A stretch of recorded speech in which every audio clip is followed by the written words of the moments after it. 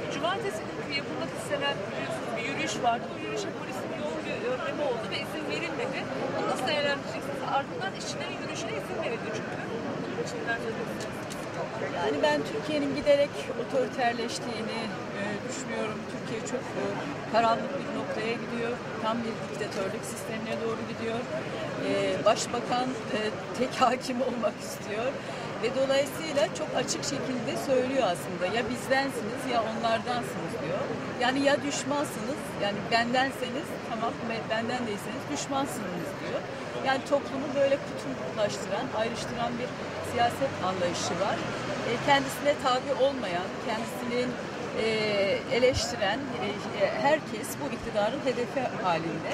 Dolayısıyla tabii ki özgür basın, tabii ki gerçekleri dile getirenler, muhalifler bu iktidarın hedefi haline geleceklerdir.